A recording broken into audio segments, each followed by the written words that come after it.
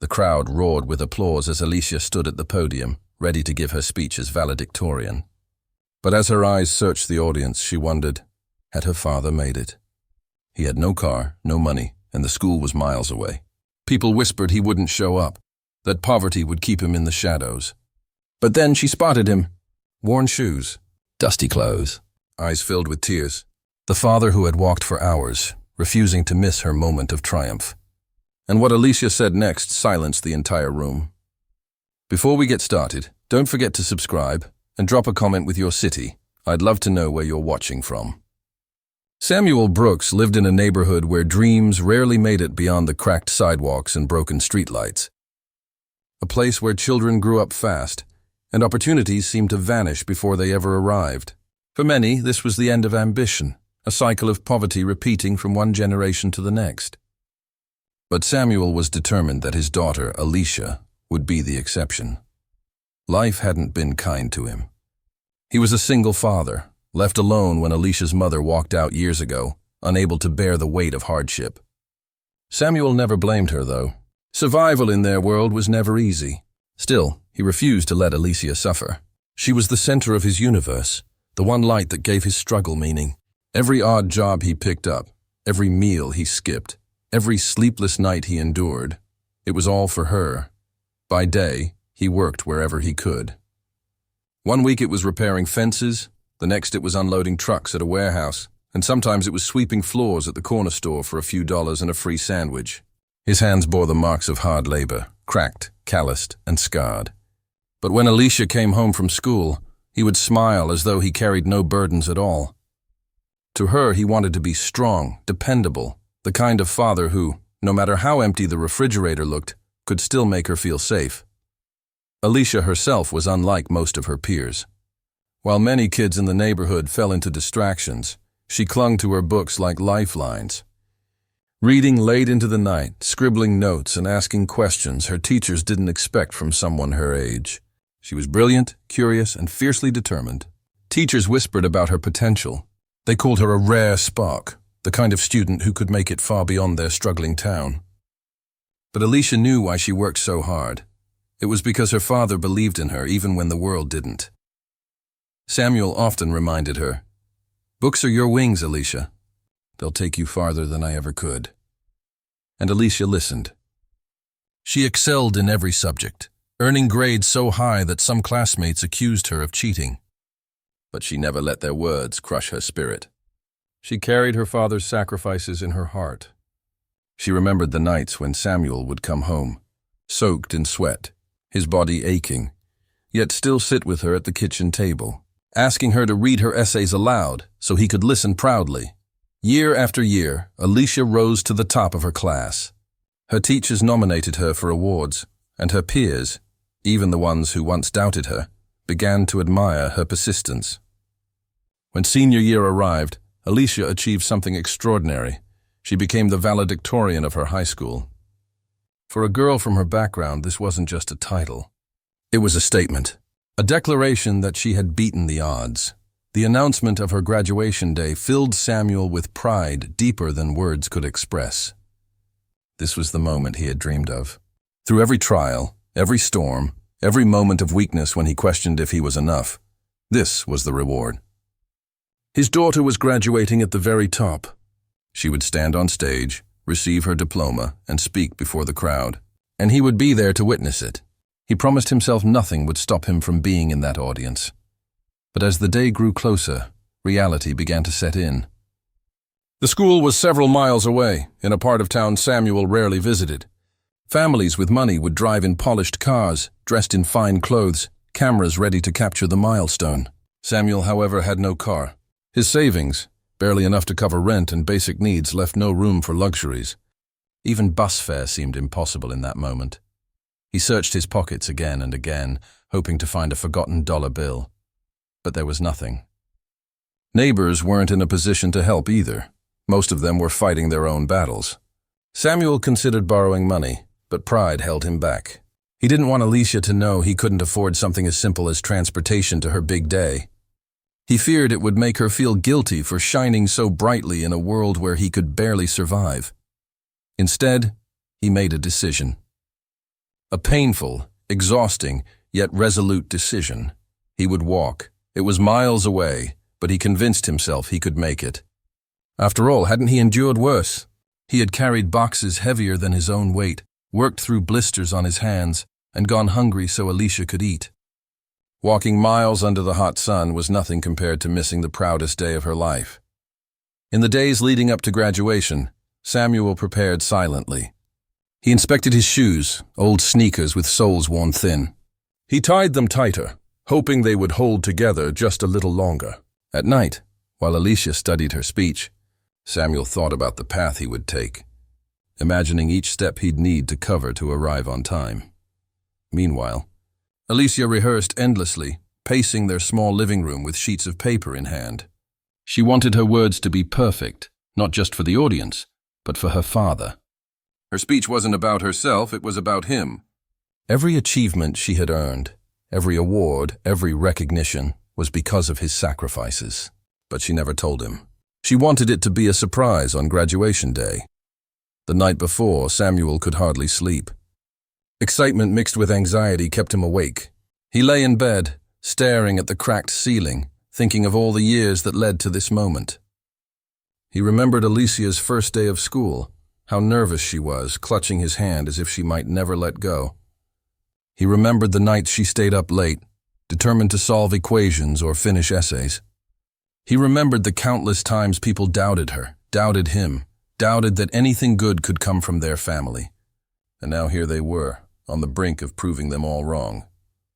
When dawn finally arrived, Samuel rose before the sun.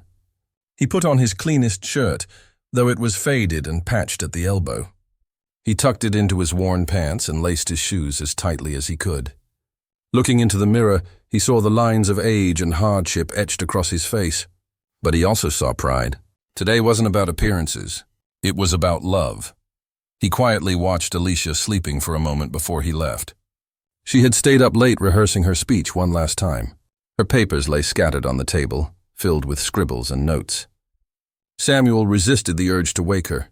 He didn't want her to know the journey he was about to take. He wanted her to believe, without worry, that her father would simply be there, cheering in the crowd like any other parent, stepping outside. The morning air was cool, but he knew the sun would soon turn harsh. He began his walk one step after another, each stride carrying not just his weight but the weight of years of sacrifice, hope, and determination. Back inside, Alicia stirred awake. Unaware of the miles her father had already begun, she put on her graduation gown, nerves fluttering in her chest. Today she wasn't just representing herself, she was representing him. The man who had given her everything, even when he had nothing. What Alicia didn't know was that Samuel's journey was far more difficult than either of them expected. The road ahead stretched long, filled with challenges that would test not only his body but also his spirit. The question was, would he make it in time? Samuel Brooks stepped onto the cracked pavement as the early morning sky shifted from gray to streaks of pale gold. His neighborhood was still half asleep, the only sounds the distant hum of traffic and the occasional barking dog. He adjusted the strap of his faded jacket and tightened the laces of his worn-out sneakers. The soles were thin, but he prayed they'd hold together long enough. The school was miles away, farther than most men in his condition could walk. But Samuel wasn't just any man. He was a father on a mission. Every step he took carried more than the weight of his body. It carried the promise he had made silently to himself and to Alicia, that he would be there when she stood at the podium. At first, the journey seemed manageable. The cool air gave him energy, and with the sun still low, the heat wasn't yet oppressive. He walked past shuttered storefronts, graffiti-covered walls, and the familiar streets he had known for decades. With each block, memories surfaced. Memories of pushing Alicia's stroller when she was still a baby, of walking her to kindergarten on her first day, of chasing after her bicycle when she was learning to ride. Each recollection added fuel to his determination, but as the miles stretched on, his body began to feel the strain. His knees ached, his breath grew shallow, and sweat dampened his shirt. Samuel wasn't young anymore, and years of hard labor had already taken a toll on his body. He paused at the corner of a gas station, leaning briefly against the wall to catch his breath. For a moment, doubt crept in. Could he really make it? Keep going, he whispered to himself. For Alicia, he pushed forward. The sun rose higher, its heat pressing down on him like a weight.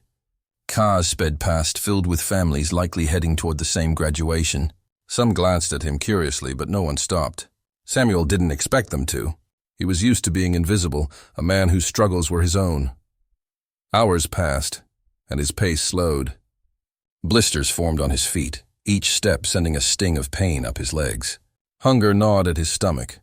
He hadn't eaten much that morning, saving what little food they had left for Alicia's breakfast. His throat was dry, his lips cracked, but he didn't complain. What was thirst compared to missing the proudest day of his life? He passed through a busier part of town where vendors were setting up stalls. The smell of fried food filled the air, making his stomach twist painfully.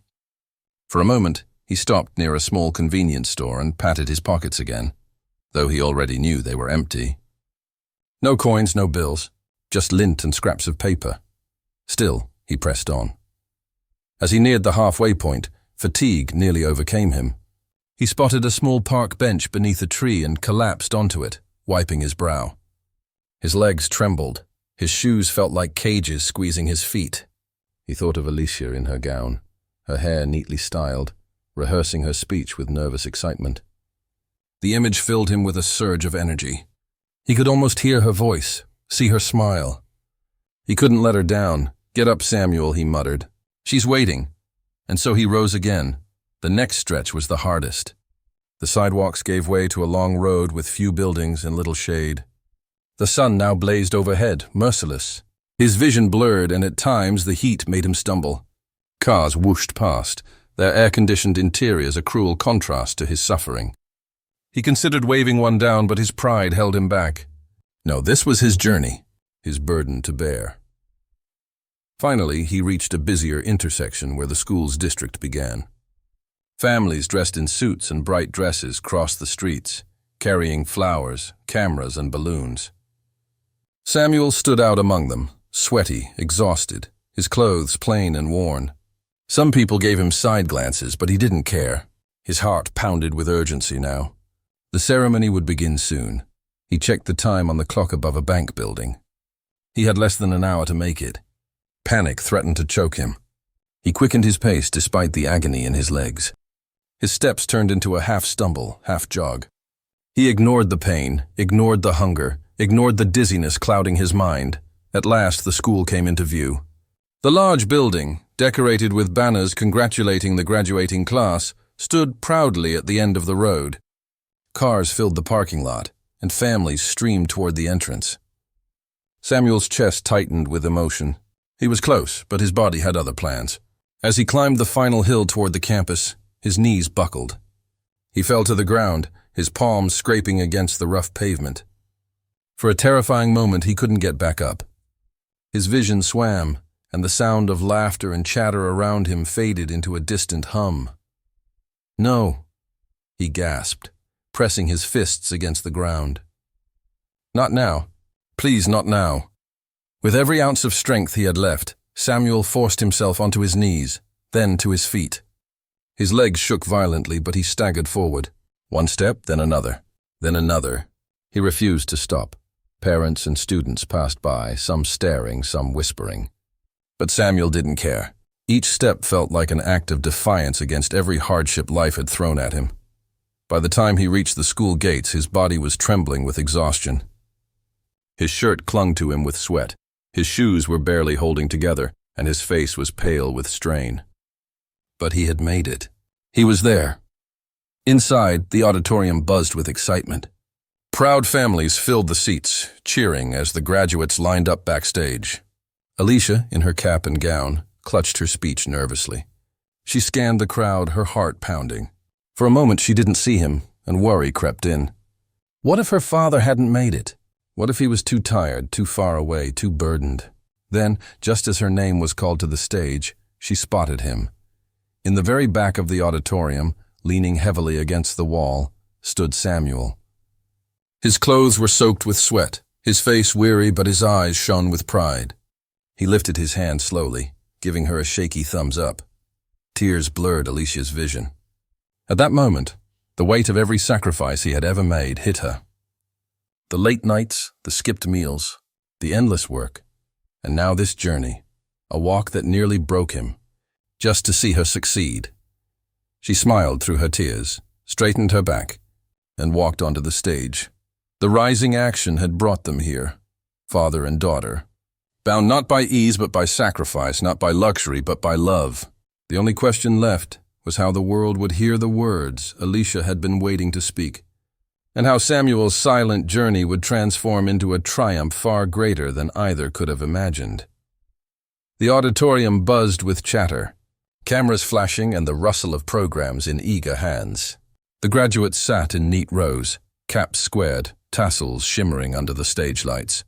One by one, names were called, and families cheered with joy, but Alicia Brooks sat on the edge of her seat, her heart hammering in her chest.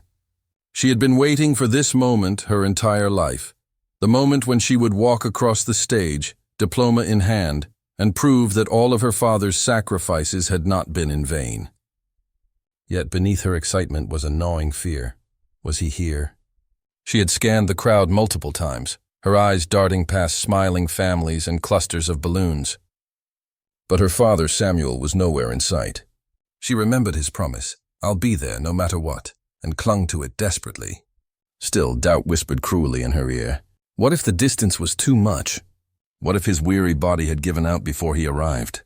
Her name was next. Alicia Brooks, the principal's voice boomed across the speakers. The room erupted in applause. Alicia rose, adjusting her gown, her palms sweaty. She lifted her chin and stepped onto the stage, every movement deliberate. And then, from the corner of her eye, she saw him. At the very back of the auditorium, leaning against the wall as though it were the only thing holding him upright, stood Samuel. His clothes were damp with sweat, his shoes worn nearly to threads. But his eyes glowed with pride so fierce it made Alicia's knees weak. Tears blurred her vision, but she smiled. Her father was here. The diploma felt weightless in her hand as she accepted it. But her journey wasn't over. She had been chosen as the student speaker, a rare honor given to the highest achieving graduate. This was the moment she had rehearsed countless times in her tiny bedroom. The words she would speak were not just hers. They carried her father's sacrifices, his love, his endless belief in her. She approached the podium. The lights were bright, almost blinding, and the sea of faces before her swam in anticipation. She placed her notes on the stand but didn't look at them. Instead, she lifted her gaze, searching for her father's face again. When she found it, she drew strength from his tired but unbreakable presence. Taking a shaky breath, Alicia began. Good afternoon, everyone. Today, I stand here not just as a graduate, but as a daughter. A daughter of a man who taught me that true success is not measured by wealth, but by perseverance, sacrifice, and love. The room grew still. When I was little, she continued, her voice steadying, I used to wonder why my father worked such long hours, why he came home with tired eyes and hands rough from labor. I didn't always understand. But as I grew older, I realized he wasn't just working for himself. He was working for me. Every extra shift, every meal he skipped so I could eat, every dream he set aside, was so that I could be standing here today. Her throat tightened, but she pressed on. This diploma, this moment doesn't just belong to me. It belongs to him, my father, Samuel Brooks, who walked miles today on blistered feet with nothing but determination in his heart, just to sit in the back of this room and see his daughter graduate. That's love. That's sacrifice. And that's the reason I am who I am today, gasps rippled through the audience. Heads turned toward the back where Samuel stood, visibly shaken by his daughter's words. Some whispered, others wiped their eyes. Even the principal leaned forward, taken aback. Alicia's voice trembled with emotion now, but she let the tears flow freely. To every parent in this room, to every student sitting beside me, never forget the people who carried you here. Never forget the silent sacrifices, the struggles no one else saw. Because behind every diploma is a story, and mine is the story of a father who refused to give up on me. The applause started softly, then grew louder, swelling until the entire auditorium was on its feet. People clapped, cheered, and cried. Alicia's classmates stood and turned to face her, many wiping their own tears. And Samuel, he could no longer hold back. His hands shook as he pressed them against his face, tears spilling down his cheeks. For years he had endured invisibility, walking through life unnoticed, unseen. But in that moment, his daughter's words dragged him into the light. Every sacrifice, every hardship, every lonely night, it was all worth it. Alicia stepped down from the podium, her legs trembling. She clutched her diploma tightly as she made her way through the crowd. Students hugged her, teachers patted her back, but she kept moving until she reached the back of the room. There he was. Samuel stood frozen, overcome with emotion. When she reached him, she threw her arms around him, sobbing into his chest. "You made it," she whispered.